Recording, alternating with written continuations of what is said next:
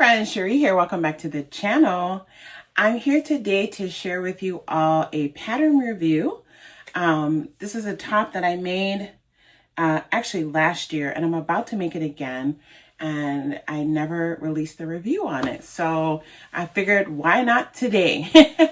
And so, yeah, before we get into that review, I will mention for anyone interested, I did make this blouse, and I also do have a review on this pattern on the channel, so I will link to it in the description box, or maybe I'll remember to pop an iCard up in case anyone wants to check it out. It's a great fall winter woven top, and yeah, I just love it. It's very comfortable and very, very easy to make.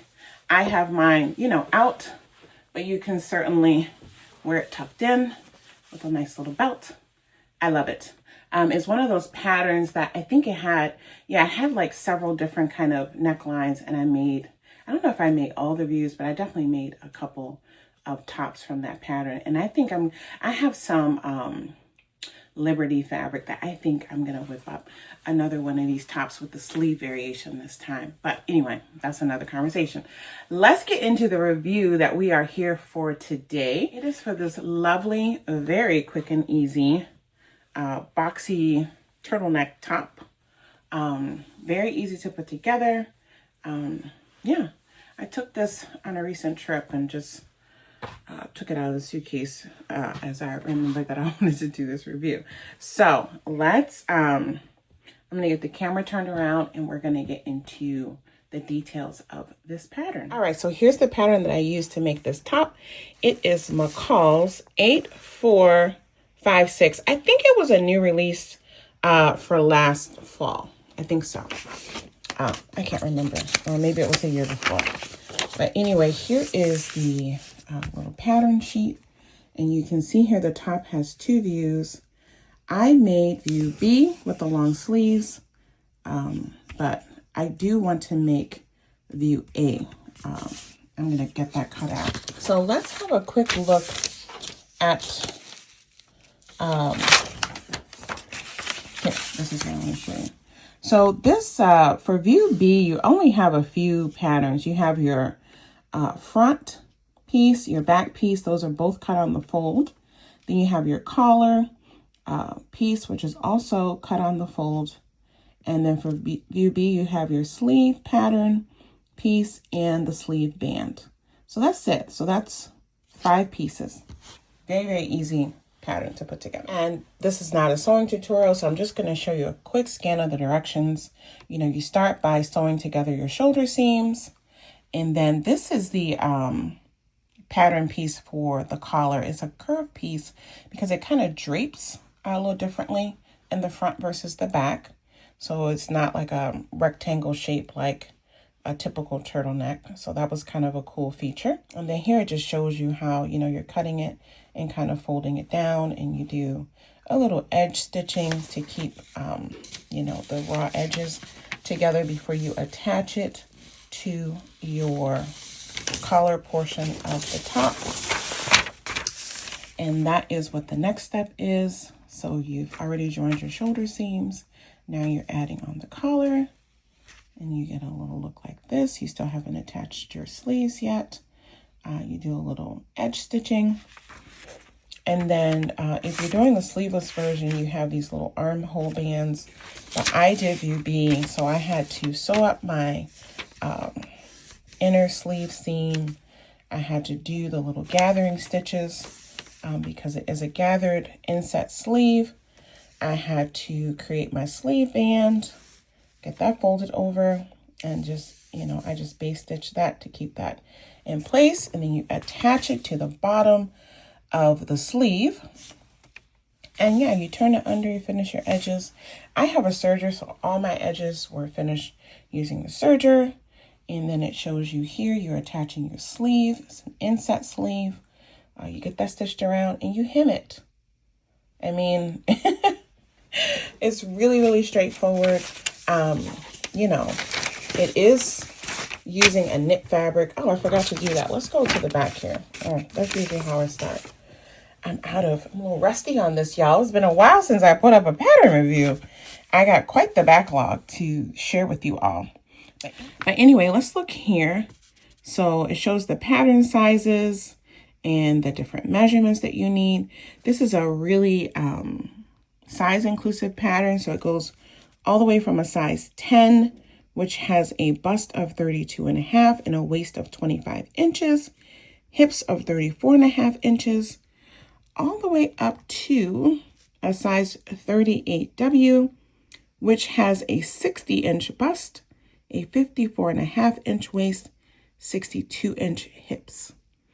And, you know, it has the lines on the pattern. If you're petite and you need to shorten the sleeves, I'm 5'8", and I made everything just as is, and the length was good for me. But if you are shorter, you probably want to do the steps to shorten the sleeve and maybe even shorten the body, depending on the kind of fit you want to have.